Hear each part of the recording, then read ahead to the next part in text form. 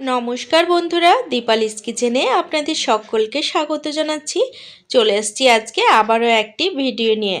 আজকে আমি ফুটন্ত গরম তেলে চাল দিয়ে দুর্দান্ত একটি রেসিপি আপনাদের সাথে শেয়ার করেছি। এটি আপনারা বিকেলের টিফিনের জন্য বানাতে পারেন, কিংবা যখনই চটপটা মুখরোচক কিছু খেতে ইচ্ছা করবে এই রেসিপিটি অনায়াসে বানিয়ে নিতে পারেন। ভিডিওটি শেষ পর্যন্ত দেখার অনুরোধ রইল। আশা করছি রেসিপিটি আপনাদের ভালো লাগবে। তো এখানে দুটি পাত্রে দু রকম চাল নিয়েছি। এটি বাসমতি রাইস নিয়েছি আর এটি নর্মাল চাল নিয়েছি। এই রেসিপিটি দু রকম চালেই খুব সুন্দরভাবে বানানো যায়। আপনাদের ঘরে যে চালই থাকুক না কেন তাই দিয়েই রেসিপিটি বানিয়ে নিতে পারেন। তো আজকে আমি বাসমতি চাল দিয়ে এই রেসিপিটি বানিয়ে দেখাবো। বন্ধুরা, ভিডিওটি ভালো লাগলে অবশ্যই একটি লাইক করে দেওয়ার অনুরোধ রইল, কারণ আপনাদের একটি লাইক আমার কাছে অনেক বেশি মূল্যবান। তো এখানে বাসমতি চাল পাত্রে নিয়েছি আর এই চালের বাটিটা আমি সরিয়ে রাখছি।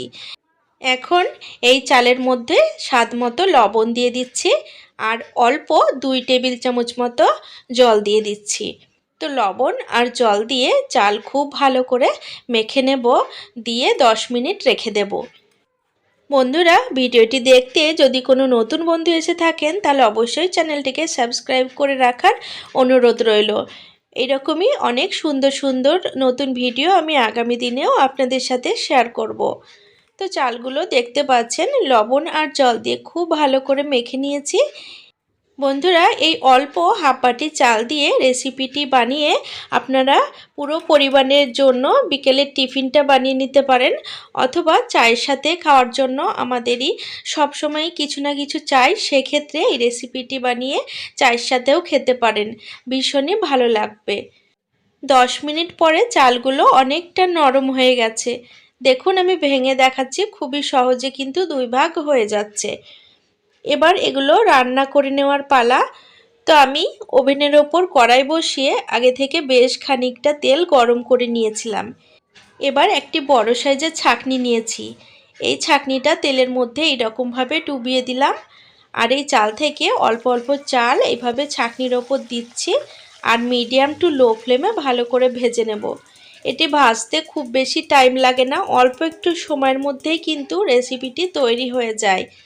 চালগুলো যখন আপনারা এভাবে ভাজবেন তখন অবশ্যই এরকম একটি ছাঁকনি ব্যবহার করবেন, তাহলে অনায়াসে তেল থেকে তুলতে সুবিধা হবে আর এক্সট্রা তেলও কিন্তু উঠে আসবে না।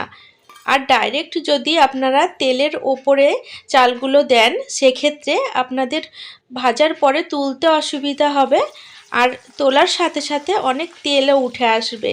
তাই অবশ্যই এই রেসিপিটি বানানোর সময় ছাঁকনিটা ব্যবহার করবেন।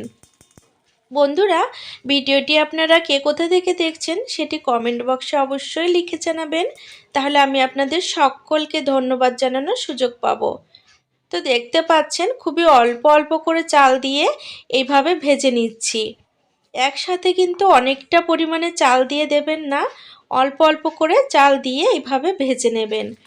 তো আমি কিন্তু বেশ কয়েকবার অল্প অল্প পরিমাণে চাল দিয়েই সুন্দর করে ভেজে নিলাম।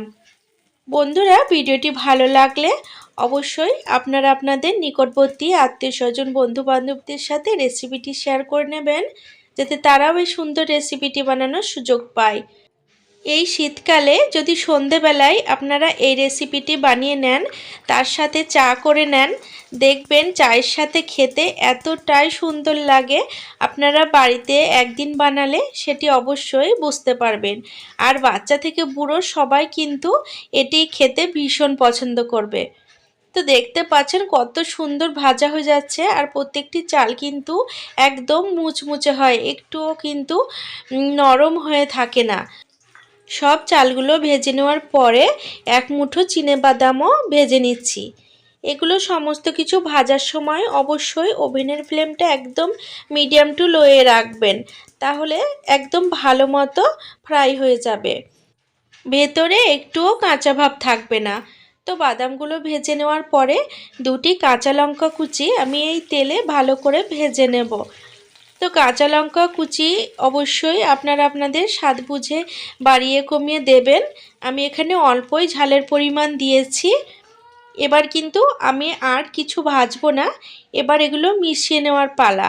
তার জন্য প্রথমেই এই চাল ভাজাগুলো দিয়ে দিচ্ছি, তারপরে আমি ভেজে রাখা বাদামগুলো দিয়ে দিচ্ছি, আর ঝালের জন্য ভেজে রাখা লঙ্কাগুলো দিয়ে দিচ্ছি। আর এখানে আমি কিছুটা চানাচুর নিয়েছি বা ভুজিয়া বলতে পারেন, তো আমি এখানে এই চানাচুরগুলো ঢেলে দিচ্ছি। এবার সমস্ত উপকরণ কিন্তু ভালো করে মিশিয়ে নেব। আপনারা চাইলে এর সাথে লেবুর রস কিংবা চাট মশলা অথবা বিট নুনও ব্যবহার করতে পারেন। তো আমি কিন্তু সমস্ত উপকরণ দিয়ে ভালো করে মিশিয়ে নিয়েছি। এবার ওপর থেকে ধনেপাতা কুচি ছড়িয়ে দিচ্ছি, আবারও ভালোভাবে মিশিয়ে নেব। আমি কিন্তু আজকে সম্পূর্ণ নিরামিষভাবে তৈরি করেছি, যার জন্য পেঁয়াজ কুচি দিইনি। আপনারা চাইলে পেঁয়াজ কুচি দিতে পারেন, সেক্ষেত্রে এই রেসিপিটি খেতে আরও দুর্দান্ত লাগবে। তো একদিন হলেও বন্ধুরা এই রকমভাবে চাল ভাজা বানিয়ে বাড়িতে খান। আশা করছি একদিন খেলে প্রায় দিনই আপনাদের বানাতে ইচ্ছা হবে। এটি খেতে ভীষণ মজার লাগে আর একদম চটপটা হয়, খেলেই কিন্তু মনটা ভালো হয়ে যায়। আপনারা আপনাদের পছন্দ মতো শীতকালের সবজি যেমন গাজর, পেঁয়াজ পাতা কিংবা আদা কুচিও এর মধ্যে দিতে পারেন, সেক্ষেত্রে এটি খেতে আরও বেশি সুস্বাদু হবে।